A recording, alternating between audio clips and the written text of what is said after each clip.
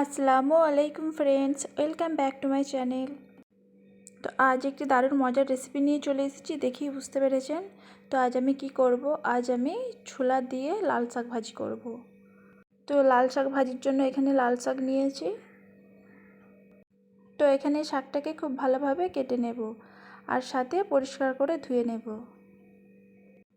তো লাল শাক ভাজির জন্য এখানে গ্যাস চুলা অন করে কড়াই বসিয়ে দিয়েছি আর দিয়ে দিচ্ছি পরিমাণ মতো সর্ষের তেল।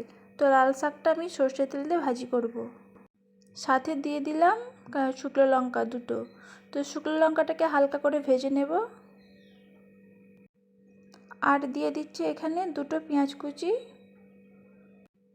তো এখানে পেঁয়াজটা দেওয়ার পরে হালকা করে ভেজে নেব। পেঁয়াজটাকে খুব বেশি ব্রাউন কালার করব না, হালকা নরম হয়ে গেলেই পেঁয়াজটা ভাজা হয়ে যাবে। আর সাথে দিয়ে দিচ্ছি 4টে মতো কাঁচা লঙ্কা আর দিয়ে দিচ্ছি কিছুটা পরিমাণে রসুন কুচি। তো এগুলো দেওয়ার পরে আরও কিছুক্ষণ ভেজে নেব। তো এখানে দেখুন পেঁয়াজটা হালকা নরম হয়ে এসেছে, খুব বেশি নয়। আর সাথে দিয়ে দিচ্ছি এখানে আমি হাফ কাপ মতো ছোলা ভিজিয়ে রেখেছিলাম, সেটাকে খুব ভালোভাবে সিদ্ধ করে নিয়েছি। তো সিদ্ধ করা ছোলা অ্যাড করে দিলাম। তো এটা দেওয়ার পরে আরও 1 মিনিট মতো ভেজে নেব। তো এখানে সমস্ত কিছু ভাজা হয়ে গিয়েছে হালকা করে।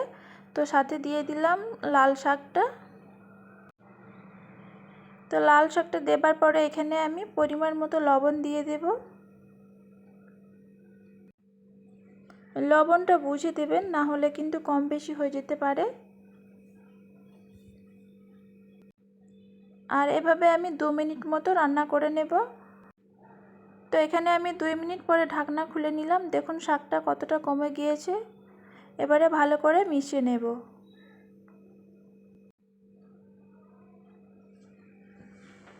তো এভাবে আমি আরও কিছুক্ষণ সময় ধরে ঢাকা দিয়ে রান্না করে নেব।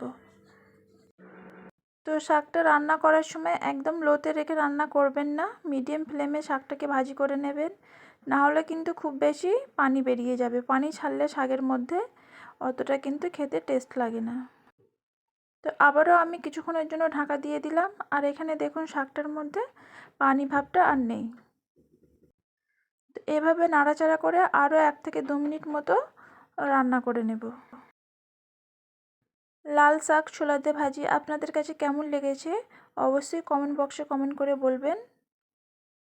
ভিডিওটি যদি ভালো লেগে থাকে তাহলে চ্যানেলটিকে সাবস্ক্রাইব করে একটি লাইক করে দেবেন। এই শাক ভাজিটা গরম ভাতের সাথে খেতে কিন্তু দারুণ লাগবে। এভাবে যদি না করে থাকেন একবার হলেও এভাবে করে দেখবেন।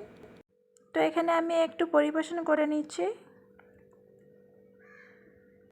শাকটা দেখেই বুঝতে পারছেন কতটা সুন্দর হয়েছে। আশা করছি আমার এই রেসিপিটা আপনাদের কাছে ভালো লাগবে। ভিডিওটিকে আর বেশি বড় করলাম না, এখানেই শেষ করলাম। আবারও অন্য কোনো রেসিপি নিয়ে চলে আসবো। আল্লাহ হাফিজ।